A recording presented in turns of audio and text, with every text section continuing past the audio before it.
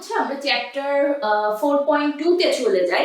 4.2 তে মেইনলি বীজগণিতীয় রাশির ঘন কিভাবে নির্ণয় করতে হয়। এর আগে তো আমরা দেখলাম বর্গ কিভাবে নির্ণয় করতে হয়, এবার আমরা দেখব ঘন কিভাবে নির্ণয় করতে হয় এবং ঘন রিলেটেড যে সূত্র এবং অনুসিদ্ধান্তগুলো সেটা আমরা চ্যাপ্টার 4.2 তে পাবো এবং চ্যাপ্টার 4.2 তে আমরা দেখে নিই।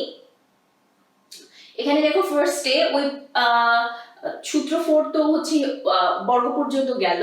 5 এ a plus b whole cube আছে, এখান থেকে আমরা পাচ্ছি কি a cube plus 3a square b plus 3ab square plus b cube.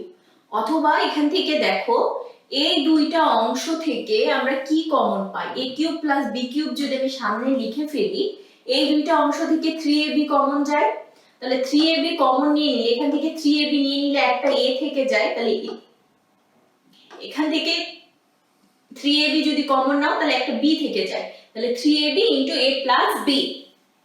এখন দেখো এটার প্রমাণ আছে, প্রমাণ যদি আমরা করতে চাই যে ঘনের সূত্র আমরা প্রমাণ করব, আমরা বর্গ তো অলরেডি করে এসেছি, সো বর্গের সূত্র আমরা এখানে অ্যাপ্লাই করতে পারবো। তো এইখানে বর্গের সূত্র অ্যাপ্লাই করার জন্য আমরা a প্লাস b হোল কিউবকে ভেঙে নিচ্ছি। a plus b whole cube মানে কি, কোনো কিছুর উপর পাওয়ার 3, দ্যাট মিন্স ওই সেম জিনিসটাকে 3 বার মাল্টিপ্লাই করা হয়েছে।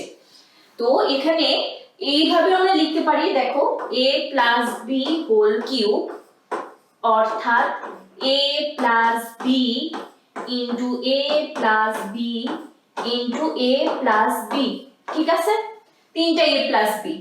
অথবা দুইটা a প্লাস b যদি আবার গুণ করে দেই তখন আবার কি a plus b whole square পাবো না। তো এইখানে a plus b whole cube equals to আমরা কি লিখেছি, a plus b into a plus b whole square, ঠিক আছে।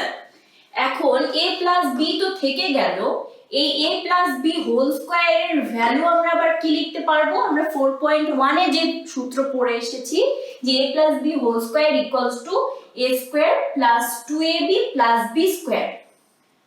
এখন দেখো এইখানে কি এই দুইটা উৎপাদক বা দুইটা টার্ম গুণ হয়ে আছে, তাই না, a প্লাস b আর a square plus 2ab plus b square.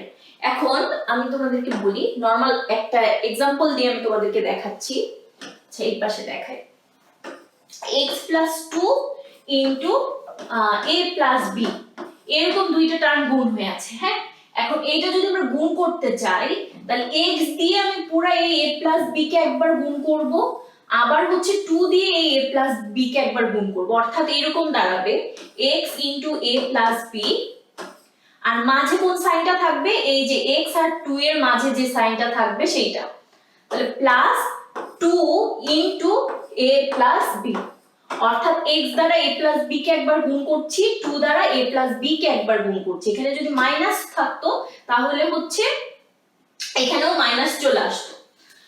So তাহলে দেখো এখানে তাহলে কি হবে,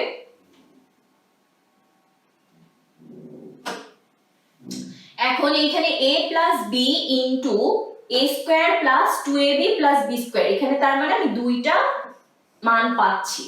তো এখানে আমরা কি করব, এই a দ্বারা a square plus 2ab plus b square কে একবার গুণ করে দিব, তারপরে a আর b এর মাঝে কোন সাইন আছে, দেখো প্লাস আছে না, তাহলে এই প্লাস সাইনটা এখানে আসলো, আর b দ্বারা আবার এই অংশটাকে গুণ করে দিব, তাহলে a into a square plus 2ab plus b square plus b into a square plus 2ab plus b square, বুঝছো। এখন এই a দ্বারা যখন এটাকে আমি গুণ করব, দুইটা তো আমি ভাগ করে ফেললাম, এখন আবার কি করব, a দ্বারা এই অংশটাকে গুণ করে দিব, প্রত্যেকটা টার্মকে আলাদা আলাদা, আবার b দ্বারা এটাকে গুণ করে দিব। এখন a দ্বারা যদি গুণ করে দিই এখানে কি পাচ্ছি, a কিউব, এখানে দেখো 2ab আছে, 2ab এর সাথে আমি কি গুণ করছি, a গুণ করছি, তাহলে দেখো a এর পাওয়ার, আমি বলি আরেকটা জিনিস তোমাদের জানাটা জরুরি, যে যখন আমরা গুণ করব বেস যদি সেম হয়, যেরকম ধরো a ইনটু a, তখন আমি কি করি, a ইনটু a মানে a স্কয়ার লিখি, তাই না, a এর পাওয়ার কত 1, a এর পাওয়ার কত 1, a মানে তো পাওয়ার 1।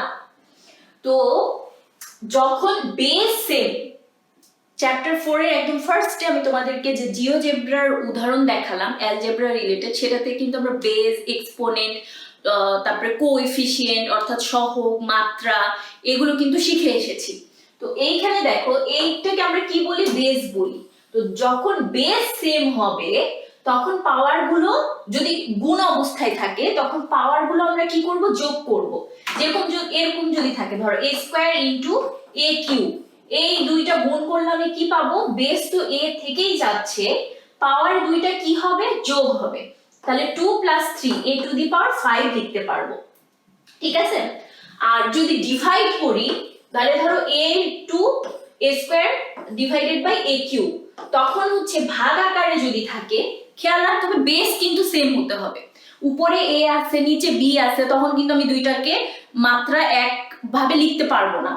তো এইখানে দুইটা যখন বেস সেম আছে তখন আমি পাওয়ার কি করব, বিয়োগ করব, উপরেরটা থেকে নিচেরটা। তাহলে a2 - 3, তাহলে a টু দি পাওয়ার -1 বা a ইনভার্স 1, ঠিক আছে। তাহলে আমরা কি বুঝলাম, যে বেস যদি সেম থাকে তাহলে গুণ করলে পাওয়ার যোগ হবে, আর বেস সেম থাকলে যদি ভাগ অবস্থায় থাকে তাহলে পাওয়ার বিয়োগ হবে। পাওয়ার মানে মাত্রা যেটা। আর বেস যদি ডিফারেন্ট থাকে তখন আমি দুইটা, ধরো এখানে 2 into a square into b, তখন এই দুইটাকে কিন্তু কোনো কানেকশন আমি করতে পারতেছি না, তখন এরকমই রেখে দিব 2a স্কয়ার b, তখন আর পাওয়ার যোগ বিয়োগের কোনো ব্যাপার আসতেছে না। আবার আরেকটা জিনিসও হতে পারে, যদি আমরা তো এতক্ষণ দেখলাম যে বেস সেম, এখন যদি পাওয়ার যদি সেম হয়, ধরো এরকম হলো a স্কয়ার আর b square, a square into b square, দুটারই দেখো এখন পাওয়ার সেম না, তার মানে দুইটাকে আমি কমন পাওয়ার হিসেবে লিখতে পারি, a b হোল স্কয়ার হিসেবে লিখতে পারি, ঠিক আছে। তাহলে আমরা দেখে নিলাম কি বেস সেম এর ক্ষেত্রেও কি করতে হয় সেটাও দেখে নিলাম, পাওয়ার সেম হলে কি করতে হয় সেটাও দেখে নিলাম। এটা যদি ভাগ আকারে থাকতো তাহলেও same, a square divided by b square, তাহলে এইটা ইকুয়ালস আমি কি লিখতে পারতাম, a by b whole square, ঠিক আছে, যেহেতু দুইটার পাওয়ারই 2। এখন দেখো আমরা যে লাইনে ছিলাম, এখানে a ইনটু a স্কয়ার, তাহলে a into a square, that means এখানে দুইটার বেস সেম, তাহলে পাওয়ার গুলো কি হয়ে যাবে, যোগ হয়ে যাবে, a1 + 2 অর্থাৎ a কিউব, ঠিক আছে। তাহলে a into a square a cube পেয়ে গেলাম, এখানে 2ab, তাহলে বেস সেম কোন দুইটা, a, তাই না, তাহলে a দুইটা a গুণ হয়ে আছে, তাহলে a স্কয়ার হয়ে যাচ্ছে 2a স্কয়ার b, আর হচ্ছে a b স্কয়ার। আবার এটা যখন গুণ করব তখনও দেখো এখানে কি পাচ্ছি, a স্কয়ার b, এটা যখন গুণ করব তখন b ইনটু b মানে b square, so 2ab square, আর b into b square, that means b cube. Power যদি যোগ করি, যেহেতু বেস দুইটা b সেম, এখন a কিউব তো একটা পাচ্ছি, এখানে দেখো 2a স্কয়ার b, এখানে একটা a স্কয়ার b, এই দুইটা যোগ করলে কি হবে, 3a স্কয়ার b। আবার এখানে ab স্কয়ার, এখানে দেখো 2ab স্কয়ার, এই দুইটা যোগ করলে কি হবে, 3ab square plus b cube. এখন এখান থেকে a কিউব প্লাস এই দুইটা অংশ থেকে কমন যদি নেই 3ab, কমন নেওয়া মানে আমি তোমাদেরকে বলে দিই, কমন নিলে তোমরা যেটা করবা, 3ab আমি কমন নিচ্ছি, মানে আমি দেখতে পাচ্ছি যে দুইটার মধ্যেই 3ab আছে, কমন এরকম একটা জিনিস থাকতে হবে। 3ab আমি যদি সামনে নিয়ে নেই তাহলে আমি কি করব, প্রত্যেকটা টার্মকে 3ab দ্বারা ভাগ করব, করার পর যেটা থাকবে সেইটা আমি আবার লিখে দিব। তাহলে এইখানে দেখো 3ab আমি কমন দেখতে পাচ্ছি যে দুইটার মধ্যে 3ab আছে, তো 3ab যদি নিয়ে নেই তাহলে এই টার্মকে 3ab দ্বারা যদি ভাগ করো তাহলে কি থেকে যায়, a থেকে যায়, তাহলে এখানে a লিখলাম। আবার এইখানে 3ab দ্বারা ভাগ করো, এখানে কি থেকে যায়, b থেকে যায়, সো এখানে প্লাস b লিখলাম। সো এই দুইটা টার্ম থেকে আমি যদি 3ab কমন নেই তাহলে আমি কি লিখতে পারছি, 3ab into a plus b plus b cube থেকে যাচ্ছে।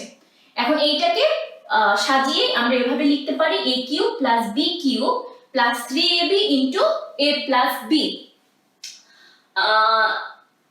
তাহলে a প্লাস b হোল কিউবের ক্ষেত্রে সূত্র যেটা, সূত্র হিসেবে আমরা এইটা পাচ্ছি, আবার হচ্ছে অনুসিদ্ধান্ত হিসেবে এইটা পাচ্ছি। সো আমরা দুইটাই লিখতে পারি, একটা হচ্ছে a plus b whole cube equals to a cube plus 3a square b plus 3ab square plus b cube. এইটাও লিখতে পারি, এটা হচ্ছে আমরা ফ্যাক্টরাইজ করার সময় যদি দরকার হয় তখন এইভাবে লিখতে পারবো, অথবা মান নির্ণয়ের ক্ষেত্রে আমাদেরকে বেসিক্যালি এই ফর্মুলা ইউজ করতে হবে, a cube plus b cube plus 3ab into a plus b। অর্থাৎ জাস্ট এই লাইন থেকে 3ab যদি কমন নিই তাহলে আমরা এই সেকেন্ড লাইনটা পেয়ে যাই। তাহলে দেখো আমরা স্কয়ার যে বর্গ করে আসলাম সেটা থেকে আমরা ঘনের সূত্র প্রমাণ করতে পারলাম। এখান থেকে আমরা আরেকটা অনুসিদ্ধান্তও পাবো, সেটা হচ্ছে a cube plus b cube. দেখো এখানে আচ্ছা আমরা এটা ইরেজ করে নিই।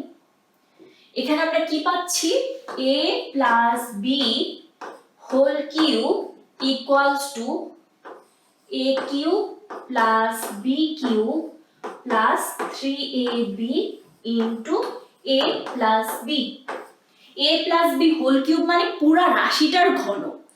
আর এখানে দেখো দুইটা জিনিস থাকবে এই চ্যাপ্টারে, a plus b whole cube এই আকারের কিছু টার্ম থাকবে, আবার কিছু টার্ম থাকবে a cube plus b cube. যেরকম আগের বর্গের ক্ষেত্রে আমরা পড়েছিলাম a প্লাস b হোল স্কয়ারের ফর্মুলাও পড়েছিলাম, আবার a স্কয়ার প্লাস b স্কয়ারের ফর্মুলাও পড়েছিলাম। দুইটা রাশি যদি আলাদা আলাদা করে ঘন করে তার যোগফল নির্ণয় করতে হয় তখন কি হবে, a cube plus b cube. তো এইখান থেকে আমি যদি a কিউব প্লাস b কিউবের ভ্যালু নির্ণয় করতে চাই তাহলে এটা শুধু ধরে নাও ডান পক্ষে রাখলাম, এই অংশটাকে আমি যদি বাম পক্ষে নিয়ে আসি তাহলে a plus b whole cube, sign change হয়ে যাবে, বা এইটা তোমরা চিন্তা করতে পারো যে উভয় পক্ষ থেকে 3ab into a plus b আমি যদি বিয়োগ করে দেই তাহলে এখানে কি লিখতে পারবো, 3ab into a plus b। আর ডান পক্ষে এটা যেহেতু বিয়োগ করে দিচ্ছি সো প্লাস মাইনাস কাটা চলে যাবে, এখানে কি থেকে যাবে, শুধু a cube plus b cube. So a cube plus b cube equals to আমরা কি লিখতে পারছি, a plus b whole cube minus 3ab into a plus b।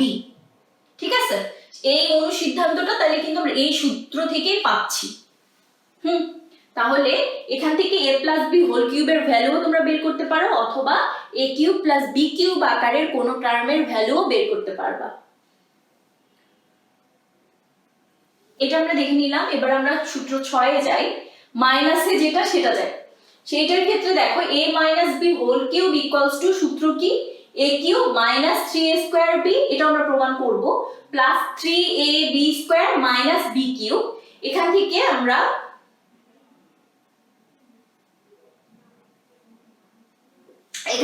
দেখো সিম্পলিফাই করে a কিউব আর b কিউবকে যদি সামনে নিয়ে আসি তাহলে তোমরা খেয়াল করবা যে এর পাওয়ারকে আমরা কি বলি, মাত্রা বলি। তো এই চ্যাপ্টার গুলোতে তোমরা যখন বীজগণিতিক কোনো রাশি লিখবা, লাস্টে যখন আনসার লিখবা তখন তোমরা চেষ্টা করবা মাত্রার যেন একটা সিকোয়েন্স মেইনটেইন হয়, সর্বোচ্চ পাওয়ার যেটা সেই টার্মগুলো সামনে লিখবা, তারপরে ধীরে ধীরে কমতে থাকবে, কম পাওয়ার বিশিষ্ট গুলো পরে লিখতে থাকবা। তো এই জন্য এখানে দেখো a cube minus b cube আমরা লিখলাম, আর এই অংশটা থেকে মাইনাস 3ab যদি কমন নেই তাহলে কি থাকে, এখানে মাইনাস 3ab দিয়ে যদি ভাগ করে দেই তাহলে মাইনাসে মাইনাসে প্লাস হয়ে যাচ্ছে, আর শুধু কি থেকে যাচ্ছে, a থেকে যাচ্ছে। এইটাকে দেখো মাইনাস 3ab দিয়ে যদি ভাগ করে দেই প্লাসে মাইনাসে মাইনাস আর একটা b থেকে যায়। So a minus b whole cube equals to আমরা দুইটা মান পাচ্ছি, একটা হচ্ছে a cube minus 3a square b plus 3ab square minus b cube, আর একটা হচ্ছে a cube minus b cube minus 3ab into a minus b। এরপরে আমরা আসি যে বর্গের সূত্রগুলো থেকে, অর্থাৎ 4.1 এ আমরা যে সূত্র পড়েছি সেইটা থেকে ঘনয়ের এই সূত্র আমরা কিভাবে প্রমাণ